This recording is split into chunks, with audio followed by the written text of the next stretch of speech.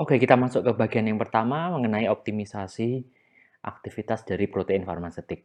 Utamanya nanti yang akan kita bahas adalah efek dari substitusi asam amino terhadap aktivitas dari suatu protein farmasetik. Nah, kita ingat lagi kuliah 4 semester yang lalu mungkin ya, ketika Anda semester 2 mendapatkan materi mengenai biokimia, mengenai apa itu protein, merupakan suatu makromolekul yang terdiri dari satu atau lebih polipeptida, sementara polipeptida sendiri merupakan rantai asam amino ya yang dihubungkan oleh ikatan peptida. Kemudian protein ada yang bentuknya simpel, ada yang dia terkonjugasi. Misalnya terkonjugasi itu apa? Misalnya adalah glikoprotein atau lipoprotein. Nah, kemudian Anda waktu itu juga berkenalan dengan struktur primer, struktur sekunder, struktur tersier, dan struktur kuartener dari protein, yang mana yang dibahas waktu itu adalah pada struktur primer merupakan rantai penyusun asam amino, kemudian struktur sekunder ini yang dibahas mengenai alpha helix dan beta, kemudian struktur tersier mengenai arrangement atau susunan 3 dimensi dari asam amino yang ada di situ. Kemudian struktur kuartener ini terkait dengan subunit dan fungsional atau subunit fungsional dari suatu unit dari protein. Nah, untuk meningkatkan stabilitas dari suatu protein atau produk protein itu bisa digunakan dengan metode apa saja. Yang pertama adalah kita bisa menambahkan ingredient atau bahan tambahan untuk meningkatkan stabilitas. Ini yang dilakukan oleh rekan-rekan di Departemen Farmasetika. Misalnya apa? Misalnya saya pernah dapat bimbingan skripsi dengan Ibu Ida. Waktu itu adalah skripsinya mencari formula optimum dari sorbitol yang bisa digunakan untuk meningkatkan stabilitas dari protein tertentu gitu ya. Nah, di sini apa yang bisa dipakai ya tadi misalnya adalah yang poliol, ada sorbitol, kemudian karbohidrat ya, kemudian PEG, inositol, ada surfaktan, ada kation, ada misalnya dengan penambahan asam amino untuk ini ya mengatasi agregasi, kemudian mengurangi surface absorption, jadi agar dia tidak nempel di primary packaging dari suatu formula protein tersebut.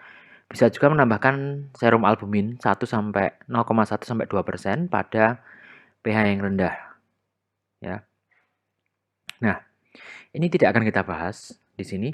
Yang akan kita bahas adalah bagaimana kita memodifikasi asam amino dan atau memodifikasi struktur dari suatu protein. Caranya bagaimana? Yang pertama adalah dengan cara mutagenesis secara in vitro. Yang kedua, istilahnya adalah proteinylation, yaitu konjugasi dengan protein yang lain atau dengan antibodi yang lain. Ya, sehingga kalau dia mengalami konjugasi tentu saja nanti strukturnya akan berbeda. Nah, istilah protein engineering atau rekayasa protein ini merupakan suatu perubahan pada sisi spesifik dan juga dikontrol dengan berbagai macam parameter pada sekuen gen yang mengkode protein tertentu, yang mana sekuen tersebut nanti akan ditranskripsikan menjadi polipeptida yang berbeda gitu ya, yang istilahnya mutated protein. Oke. Kemudian with introduced changes in the amino acid sequence. Jadi ada perubahan pada sekuen dari asam amino tersebut. Nah, perubahannya apa? Misalnya adalah perubahan pada sisi yang diperhitungkan gitu ya. Jadi misalnya mau dimodifikasi pada 2 atau 3 asam amino. Nah, itu yang akan terjadi perubahannya di situ. Kemudian selain berubah ya, bisa juga indel, insertion, deletion. Jadi bisa ditambahi insersi, bisa juga dikurangi delesi pada asam amino tertentu. Nah, manipulasi ini ya pada sekuen dari asam amino, kemudian tadi ada istilah namanya site directed mutagenesis atau protein engineering. Oke. Tadi perubahan bisa berupa insersi, bisa berupa delesi, bisa berupa substitusi. Kalau substitusi itu berarti diganti, misalnya apa namanya, yang harusnya valin kemudian dimutasi sekuennya, sehingga nanti kalau dia ditranslasi, misalnya nih berubah menjadi asam aspartat atau yang lainnya. Nah, istilah yang tadi kita sebut sebagai site directed mutagenesis ini biasanya dilakukan dengan cara metode yang berbasis PCR, gitu ya, sehingga nanti akan dihasilkan sekuen yang mengalami mutasi. Nah, contoh-contoh produk protein farmaseutik apa saja yang telah dihasilkan? Misalnya yang pertama adalah insulin detemir. Nah, ini apa sih insulin detemir? Insulin detemir adalah insulin dengan asam lemak, molekul asam lemak yang jadi insulin ini ditempelin oleh molekul asam lemak. Nah, efeknya apa kalau dia ditempelin? Efeknya ini adalah insulin ini memiliki waktu durasi yang lebih lama dibandingkan dengan insulin yang biasa. Oke, next contoh yang kedua apa? Pegylated interferon. Jadi pegylated polyethylene glycol. Jadi interferon ini ditempeli oleh polyethylene glycol dengan cara ikatan kovalen. Akibatnya apa? Atau efeknya apa? Adalah peningkatan serum half-life. Jadi serum half-life dari interferon ini meningkat. Sehingga kalau serum half-life-nya meningkat, kita tidak perlu menambahkan dosis lebih lebih ketat. Artinya kita bisa mereduksi frekuensi pemakaian atau dosingnya pada pasien. Oke.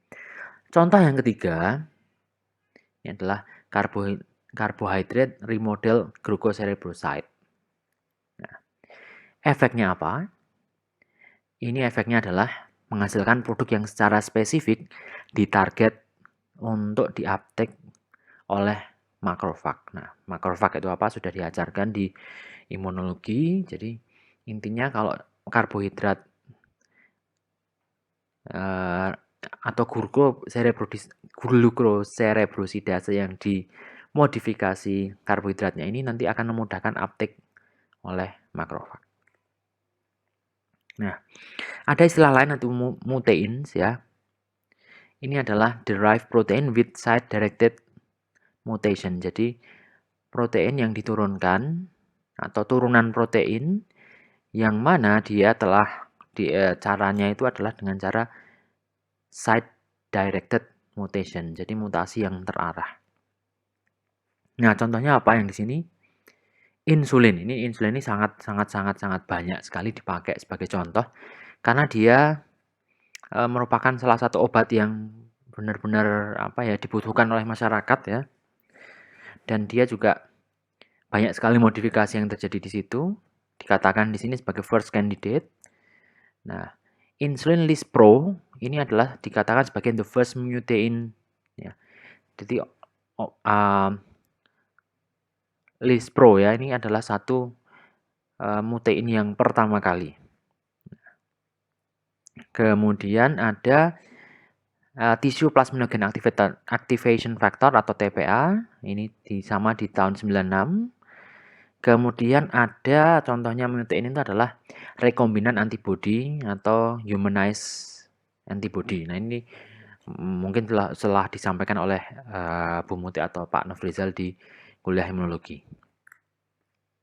Nah, apa sih tujuannya kita untuk merekayasa protein? Ya, tentu saja tadi kita ingin meningkatkan, memperbaiki profil farmakodinamik agar obat itu berefeknya bisa lebih cepat, ya, cepat berefek. Jadi diberikan dosis sekarang, sekian menit kemudian dia sudah berefek. Atau dia efeknya lebih lambat ya, misalnya untuk menghindari metabolisme atau efek samping yang berlebihan sehingga obatnya itu berefek lebih lambat. Oke. Tujuan yang lain adalah untuk melakukan perubahan pada waktu paruh ya, dan juga mengontrol atau mengembangkan ini kontrol release kinetic. Jadi pelepasan obatnya itu secara pelan-pelan. Oke, yang ketiga adalah nantinya akan mempengaruhi pada spesifisitas dari pengikatan terhadap reseptor. Jadi kalau misalnya dimodifikasi, bisa jadi protein farmasetiknya tersebut nemplok di reseptornya itu lebih lama atau ikatan lebih kuat. Nah, tujuan yang keempat adalah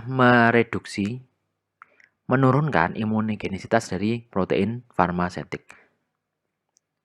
Nah, tujuan yang kelima, yang terakhir, adalah meningkatkan self half-life, physical and chemical. Nah, self half-life ini yang juga dituju oleh mengapa sih kita harus merekayasa dari suatu protein. Nah, modifikasi bentuk dari protein ini bisa jadi yang pertama bisa meningkatkan atau menurunkan overall produk potensi, di potensi secara umumnya bisa menurun, bisa meningkat. Yang kedua itu bisa merubah karakteristik farmakokinetik dari protein farmasetik asal. Yang ketiga, ini adalah bisa meningkatkan imunogenisitas. Nah, kalau yang di sini adalah misalnya pada kasus vaksin. Jadi kalau vaksin itu kan agar respon imunnya kan lebih gitu kan ya. Wah, biar tubuh mengenalinya lebih ini lagi sehingga respon imunnya meningkat.